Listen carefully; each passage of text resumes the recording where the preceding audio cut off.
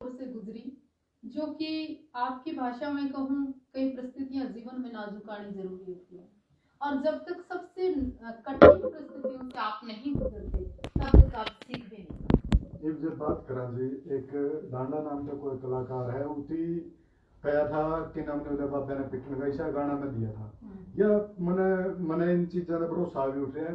फिल्मी कंट्रोवर्सी तो थी, आप भी भड़क गई थी। नहीं, पवन गिल आपकी जी बात हो रही है आपस में, वही गाना चढ़ाना है कुछ और इसी चलती रहो आजकल। वो दे क्या सकता है मुझे? आपने तो नहीं दे सकता, एक भाईचारा भी हो जाए, कई बार भाईचारा खत्म हो नहीं, वो मुझे क्या दे सकता है? क्या औकात है इसकी? वो मुझे क्या दे सकता है और क्या वो देने की कैपेसिटी में है? अगर मुझे एक गाने से कोई इनकम दे सकता है या इनकम सोर्सेस दे सकता है, कुछ नहीं।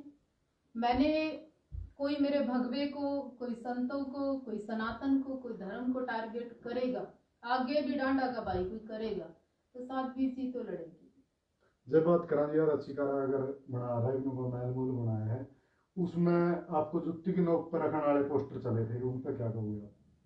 देखिए, एक महल बनाए चाहे कोई घर बनाए, चाहे कोई नास्तिक हो चाहे कोई आस्तिक हो, वो व्यक्ति संतों को, ब्राह्मणों को, देवी देवताओं को पूजता है, और उसने अपने घर के मुहूर्त पर, जिस तरह से चलो संत नहीं मानता पर एक महिला तो हूं, वो मुझे अगर ये कहता है, मुझे नहीं, एक भगवा कपड़ों में एक महिला को, और उधर जूती और उधर महिला और उधर संत और उधर भगवा, विनाश काले विपरीत बुद्धि। और मैं ये भी मानती हूँ, आप एक बात का और जवाब देना, 5-10 दिन पहले जब इस मकान का, महल का मुहूर्त हुआ, उस महल के मुहूर्त पे ये कहा गया कि गिफ्टेड है, ये कहा कि मेरा नहीं है, मुझे गिफ्ट हुआ। अच्छा, अब दूसरी वीडियो में कहा गया कि भाई कर्जा उसके नाक तक आ गया, फिर कहा गया भाई उस कैपेसिटी में नहीं हूं मैं तो काम धंधे करूंगा ऐसा, फिर गाड़ी भी गिफ्ट मिल गई, फिर कर्जा किस बात का हो गया जब गिफ्ट मकान? बाकी मेरे ख्याल में गिफ्ट से अपना तो मिलते इतने महंगे महंगे गिफ्ट जी, मकान वगैरह सारा सौदा, गाड़ी, मकान। नहीं, देखो धन्य उसके रिश्तेदार, उसका प्रेम प्यार, वो गिफ्ट भी मिलता है और वो कर्जे में भी है। ये बंदा झूठ की एक तो होती है दुकान, ये है शोरूम, इस ये भूल जाता है। थोड़े दिन पहले तो अपने दादा को बता रहा था कि मेरा दादा बड़ा नशेड़ी था, फिर कहने लग गया मेरा दादा ओलंपिक था, फिर कहने लग गया भाई हमारा पहले कुछ नहीं था, फिर कहने लग गया हमारे तो 10 गाड़ियां थी। अरे भैया, अपनी स्टेटमेंट पे कम से कम स्टैंड कर। अब हरियाणा का बच्चा बच्चा, नेता नेता जानता है कि ये 2 मिनट में तो कंगाल हो जाता है, और 2 मिनट में फिर ये पट पे थप्पी मार के कह देता है मैं बहुत बड़ा बादशाह हूँ। जाटा के तो जुबान होया करे, जाटा के तो, जाट तो वो कौम है, मर्द कौम कि जुबान के होते हैं, इसमें पता नहीं क्या दिक्कत है, इससे समझ में नहीं आ रही। वो नू भी कहो था, नू ये तो मैंने नहीं दवाई नू दो। नहीं, वो चाहता है, वो पता क्या देखता है, अगर आज पवन गिल की और साध्वी देवा ठाकुर की कोई बात हो रही है ना, उसने स्टेटमेंट बीच में देनी है ताकि भाई उसकी कंट्रोवर्सी में लोग पड़ जाए। इब्राहिम नू भी कह दे, देख कर नू ले तो 4 दिन पहले गाड़ में कथा आज भी कट्टा बैठा। हाँ, एक काम। दूसरा, उसको उसका क्या काम है, वो ना बड़ा मास्टर माइंड है, लड़कियों की शादी के नाम पर कितना घिनौना काम है कि लोग तो ये कन्यादान, महादान, इससे बड़ा दान कोई नहीं, उसके नाम पर पैसे बटोर ले।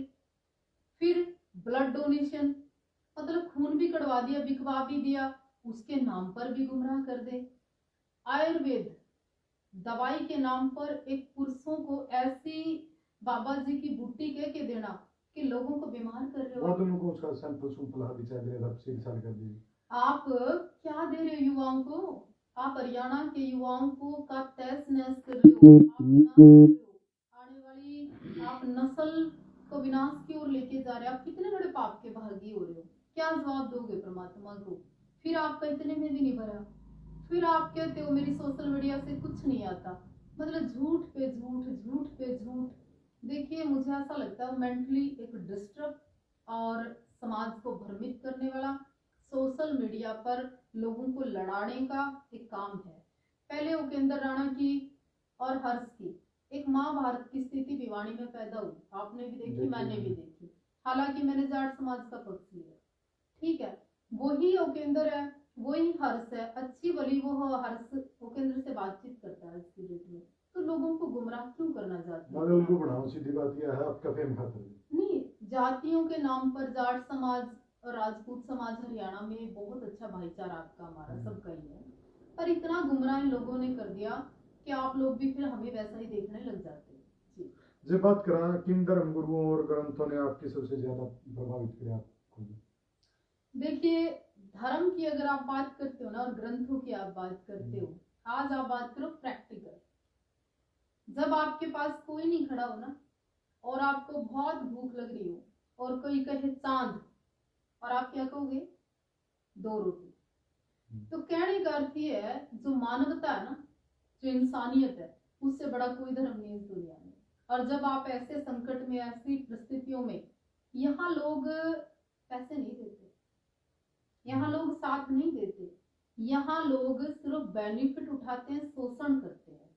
चाहे समैरत्य करते हो, चाहे वो शब्दों से होता हो, चाहे वो शरीर से होता हो, चाहे वो मानसिक रूप से होता हो, हर किसी का यहाँ कभी ना कभी शोषण होता है।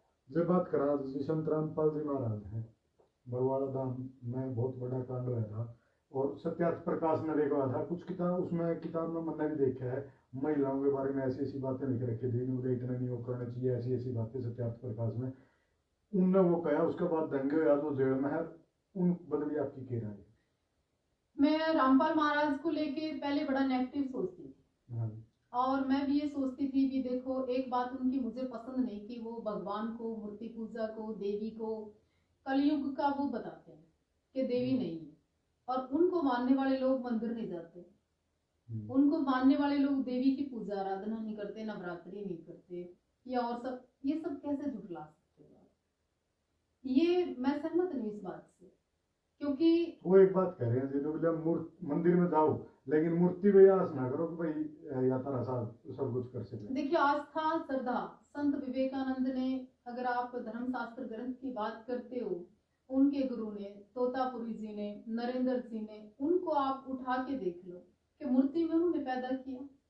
उनसे बड़ा तो कोई आर्य समाजी भी नहीं था, उनसे ज्यादा तो ज्ञान नहीं था। रामपाल जी तो आज और हमारे बीच में पैदा हुए हैं, तो ये चीज तो उनकी गलत है। दूसरा, उनका जो अच्छा कार्य है, अब जब किसान डूब रहा था, मानवता वहां मर रही थी, जहां सरकारें काम नहीं कर रही थी, जहां आम व्यक्ति, बड़े बड़े धर्मगुरुओं के पास अथा संपत्ति थी, चाहे वो आशाराम बापू हो, चाहे धन धन सतगुरु हो, चाहे और भी कोई डेरे वाले हो, संपत्ति की कमी नहीं है बाबाओं के पास, एक से एक पड़ा था।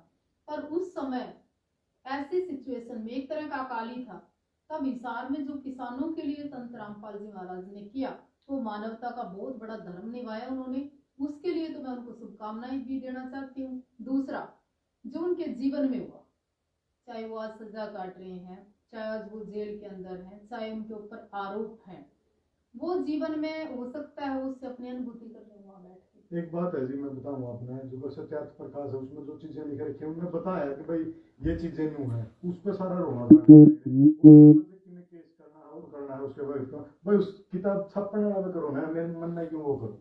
वो जो किताब का जो अपने ग्रंथ है उनमें तो एक एक चीज काट के दिखाने लग रही, भाई ये देखो फलाना ने नू कह रखे, फलाना ने नू कह रखे, या तो ग्रंथ झूठे हैं या फिर संत रामपाल झूठे हैं। देखिए, वो दृष्टिकोण देखा जाता है, आप और हम यहाँ इकट्ठे बैठे हैं, हर बात का हरियाणा में 2 मतलब होते हैं, और वही बात यहाँ पर देखी जाती है। सरकारों के अपने बड़े रोल हैं, और मैंने ये भी देखा है जिन सरकारों ने उनको अंदर किया, वही सरकारों के प्रदेश अध्यक्ष, मुख्यमंत्री, मंत्री, वहां पर एक तो होता है प्रणाम करना, एक दंडवत प्रणाम कर। मैं प्रदेश अध्यक्ष को देख रही थी कई दिन पहले, अपने बड़ौली जी को, वो भी बिल्कुल दंडवत लंबे होके प्रणाम कर रहे थे संत। और उनका भी समझ में आ गया कि भाई भगवान तो यही है।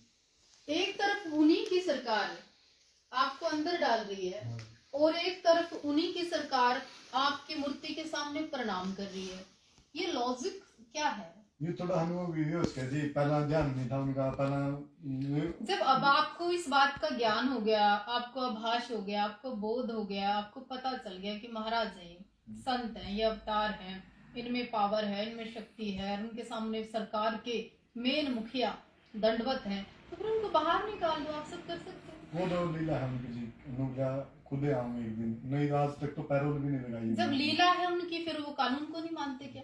कानून को मानना है जी, सारा सुधा करे हैं। नहीं, लीला कैसे होगी फिर कानून को मानते हैं? कोई ना कोई प्रावधान, वो भी संविधान को तो मानना पड़ेगा ना।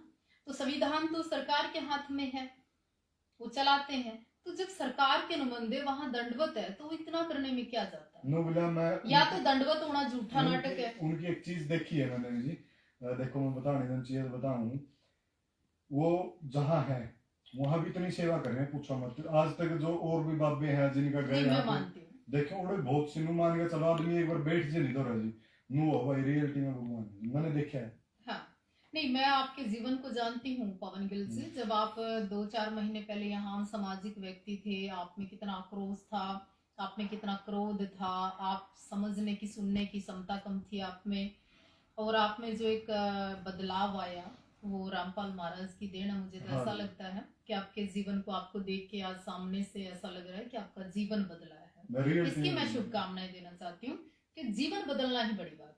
जब बात करा जी एक चीज और इन चीजों का समाज में आपने क्या लगा है कि भ्रम है ज्यादा है या जानकारी कम है? जानकारी 0 है, जानकारी कम नहीं, 0% है। पाखंड बहुत ज्यादा है। धर्म के नाम पर भी पाखंड है, संत के नाम पर भी पाखंड है, भगवे के नाम पर भी पाखंड है, बाबाओं के नाम पर पाखंड है। देश के अंदर भिक्षा मांगना बंद होना चाहिए। भगवा पहनकर इस तरह का ये जो नाटकबाजी नशे करते हैं बाबे, आम जनमानस में ये डांस करते घूमते हैं, युवाओं को बिठा के नशे देते हैं, और 5-7-20 बाबाओं को वहां भस्म के नाम पे, शिलाजीत के नाम पर, बुट्टी के नाम पर बाबे सुल्फा पिलाते हैं और पीते हैं। ये बंद होना चाहिए, ये पाखंडी है। जे बात करा जी एक और संत रामपाल महाराज को है शास्त्रार्थ बहस करो मेरे गला को लेके, होनी चाहिए या नहीं होनी चाहिए? नहीं, जिनको ज्ञान है और जो लोग उनको टिप्पणियां कर रहे हैं, जो लोग सक्षम हैं, जो लोग कहते हैं कि ये पाखंड है, जैसे सुखरायनाथ जी है, मेन उनकी बहुत बड़ी भूमिका रही संत रामपाल को अंदर भेजने में। आचार्य जी हैं, उनकी बड़ी भूमिका रही रामपाल जी महाराज को अंदर भेजने में। तो अगर उन लोगों को बैठकर करनी चाहिए बहस, उन्होंने तो निमंत्रण दिया है, रामपाल जी महाराज ने निमंत्रण दिया। अगर देखो जो बात मेरे समझ में नहीं आती तो मैं सहज स्वीकार करती हूँ कि पवन मुझे नॉलेज नहीं थी, मैं स्वीकार करती हूँ, मैं सीखने का प्रयास करूंगी। एक तो बल्कि उस टाइम पे मुस्लिम था, उसने भी दिया था, लेकिन वो भाग गया था जब इन्होंने एक्सेप्ट किया था पूरे सनातन धर्म का। कहूंगा मैं तो उस टाइम इन धर्म गुरुओं की इज्जत रामपाल जी ने बचाई। मैं उस विषय में कुछ बहुत नहीं बोल सकती हूँ क्योंकि मेरा नॉलेज नहीं है, पर हाँ जो लोग जानते हैं, बहस कर सकते हैं, उनको करनी चाहिए। ये इन चीजों का एक बात और पूछा जी, आजकल एक कलाकार है, कलाकार को या कुछ भी कह लो जी, वो सरपंच आना 70 है जी, रामपाल जी बदले भी बोले एक प्रोग्राम में नुबले रता में सम्मानित क्या था कारण लग रहे हो, नुबले के कर दिया वो किसी आर्य समाजी कार्यक्रम में जा रहे था। देखिए आजकल सोशल मीडिया घर की है, यूट्यूब पर घर के हैं, मीडिया भी उनकी तो घर की है, और सबसे सॉलिड चैनल कर्मू धर्मू भी उनके घर के हैं। उनका जो दिल करता है वो प्रचार कर सकते हैं और जो उनका दिल करता है वो कह सकते हैं, क्योंकि प्रदेश के मंत्री कृष्ण लाल पंवार जी, जिनके पास हरियाणा का राज्य है, मंत्रालय है, और जिनके पास तमाम सरपंचों को जाना पड़ेगा हाजिरी लगाने, जब कृष्ण लाल पंवार जी का बेटा अनिल कुमार मासूम शर्मा की बगल में 24 घंटे है, और मासूम शर्मा की खुद की स्टेटमेंट है कि भाई अनिल का और मेरी और अनिल की वाइफ अलग अलग है, बाकी इनक्लूड सब कुछ इकट्ठा है, तो वो व्यक्ति हरियाणा में किसकी परवाह करेगा? क्यों करेगा? सरपंच को क्यों समझेगा भाई? वो सरपंच आना बाप जब उसका तो रहे मानो। तो इस बात पे लोगों ने ध्यान केंद्रित क्यों नहीं किया? इतने पढ़े लिखे जाटों के गढ़ में रह रहे हो आप।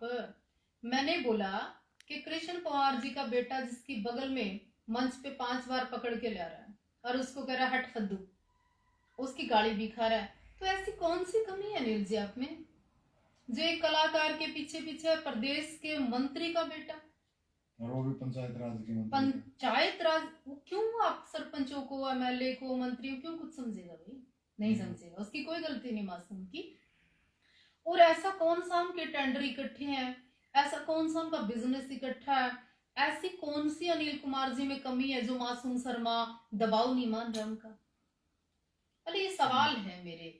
दूसरा एक और बात है जी, मासूम को लेके, सरपंचों को लेके, कंट्रोवर्सी को लेके, आज ये बताओ उन्होंने छोड़ा कौन है, किसकी इज्जत नहीं उतारी, सबकी उतारी।